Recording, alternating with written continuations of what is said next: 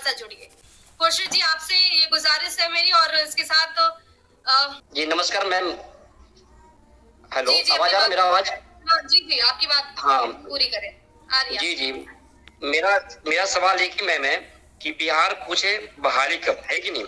जो लोग काफी 3 साल से इंतजार कर रहे हैं, वेट कर रहे हैं, सभी का मैम एक सपना होता है कि मैं भी एक टीचर बनूं, मैं भी अपने घर के लिए कुछ काम करूं, कुछ पैसे कमाऊं।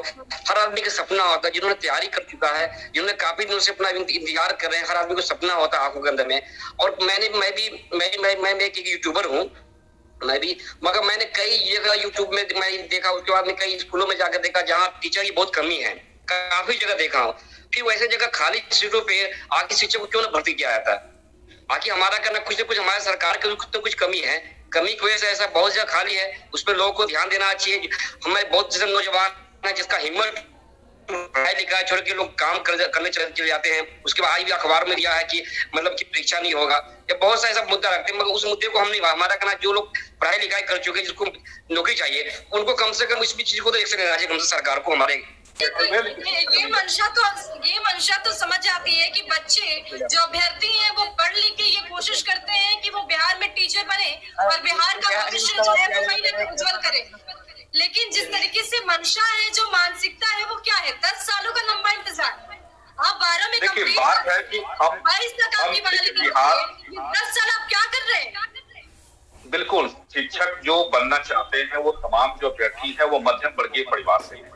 वो बीएड करते हैं, बीएड करने में लाखों रुपए खर्च होते हैं, लाखों रुपए खर्च करके बीएड किए, बीएड के बाद उनको सीटेट खुर्शीद जी, आपके साथ जो नौजवान दिख रहे हैं, क्या वो भी अभ्यर्थी हैं? नौकरी आ रही है, नया बदलाव होने जा रहा है, कैसा लग रहा है? आवाज नहीं आ रही आप? मेरी आवाज नहीं मिल पा रही आपको? आपकी आवाज बहुत कम आ रही मैम। ठीक है, आलोक जी, आपसे पूछना चाहूंगी।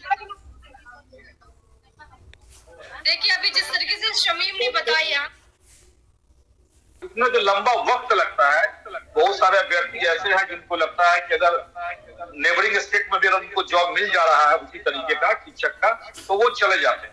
बहुत सारे हम जैसे अभ्यर्थी हैं नहीं भी जाते हैं, लेकिन कहीं ना कहीं मुझे लगता है कि इसके लिए गवर्नमेंट रिस्पॉन्सिबल है। आलोक कुमार जी कुछ बोलना चाह रहे थे। आलोक जी, अपनी बात पूरी कीजिए। मैडम, बिहार में शिक्षक बनने के नाम पर सरकार जो है सिर्फ मानसिक रूप से, आर्थिक रूप से, शारीरिक रूप से प्रताड़ित करने का काम करती है। जो बिहार का नियोजन नीति है वो बिहार भ्रमण पहले जो था, अब तो बदलाव होने जा रहा है। पहले का जो नियोजन नीति था वो बिहार भ्रमण का जो प्रक्रिया था वही था। एक फॉर्म भरने, इस नियोजन इकाई में दूसरा फॉर्म भरेंगे, उस नियोजन इकाई में, मतलब ऑफलाइन वाला फॉर्म वाला सिस्टम था। उसमें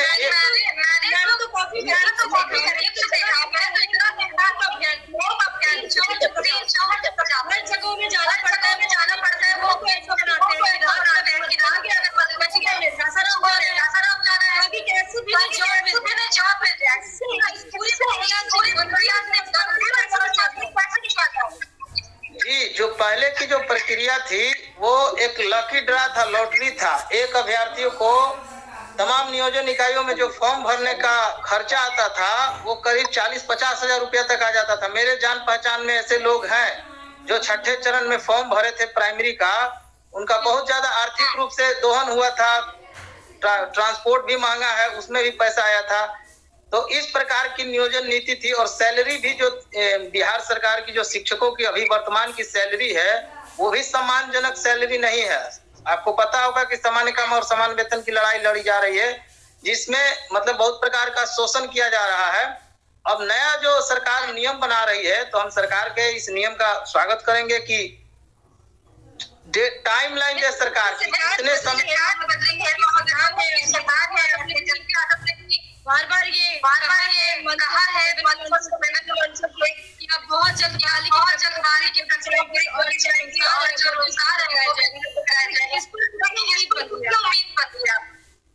मैडम, जब से महागठबंधन की, आलोक जी, जब से नई सरकार बनी है, फिर से चेहरा माननीय मुख्यमंत्री नीतीश कुमार जी हैं, सिर्फ विपक्ष में भाजपा चला गया है। उसके बाद से हम लोग लगातार ये सरकार से सवाल कर रहे हैं कि 7वां चरण की बहाली कब आएगी, एक समय सीमा बता दिया जाए। तो शिक्षा मंत्री जी का भी बयान जो है हास्यास्पद रहता है और माननीय तेजस्वी यादव जी का भी जो बयान है वो भी हास्यास्पद रहता है। वो कहते हैं कि थोड़ा इंतजार का मजा लीजिए। और शिक्षा मंत्री जी, माननीय शिक्षा मंत्री जी कहते हैं हम प्यार बांटने आए हैं, उसके बाद कहते हैं कि हम बहुत सी बहाली देंगे। तो ये इस तरह से गोल गोल घुमाने से क्या आम अभ्यर्थियों का, क्या शिक्षक अभ्यर्थियों का पेट भर सकता है? अभी भी हम कहते हैं कि हमें कोई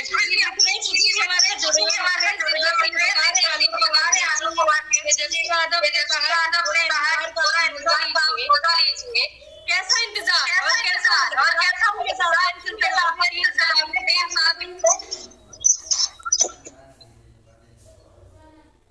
जी मैम, क्या आवाज आ रही है मैम?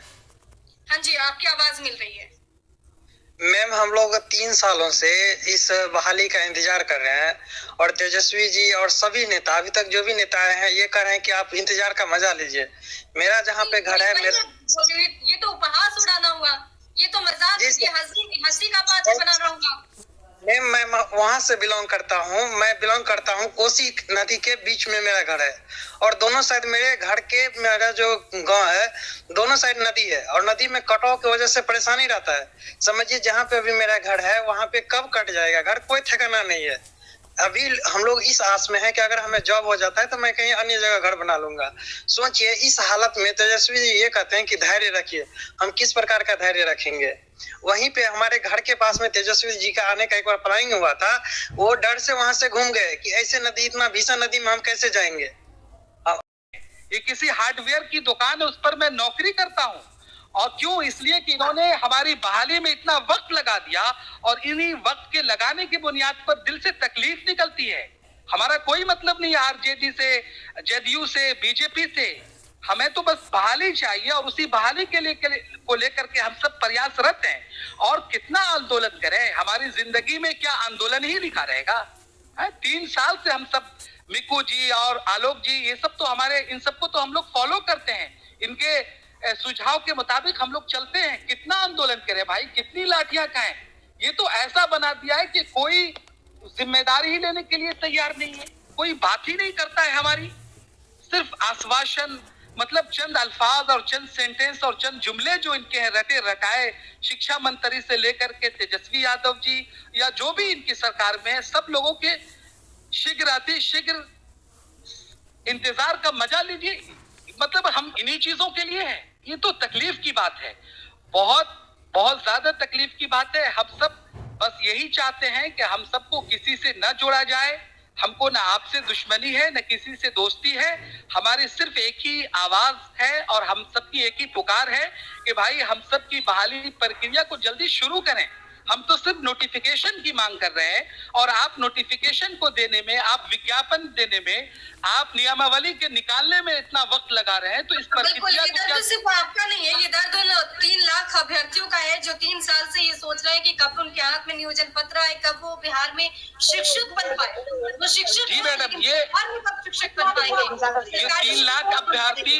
ये 3 लाख अभ्यर्थी सब हमारे ही भाई है। दीपांकर जी, आपसे जानना चाहूंगी क्यों इतनी देर हो रही है? क्यों बिहार के जो शिक्षक हैं, जो ऑलरेडी इस सेक्टर में हैं, जो ऑलरेडी टीचिंग करते हैं, वो बिहार में सरकारी शिक्षक क्यों नहीं बन पाते? जबकि उनके पास एबिलिटी है, उन्होंने टीईटी पास किया है, सीटेट दिया है, वो पास तो है, उन्होंने वो क्राइटेरिया को तो फिलफिल किया है। बिल्कुल, आपका कहना बिल्कुल सही है। ये बिहार की अजीब विडंबना है कि तमाम योग्यताओं के बावजूद 3.5 वर्षों से अधिक समय से शिक्षक भर्ती बोर्ड की बजाय रोड पे हैं। तो कहीं ना कहीं ये सरकार की गलत नीति और गलत नियमावली का ये असर है कि एक चरण होते होते 3 साल 4 साल लग रहा है। इस बार उम्मीद है कि कुछ बेहतर नियमावली के साथ बिहार सरकार आएगी।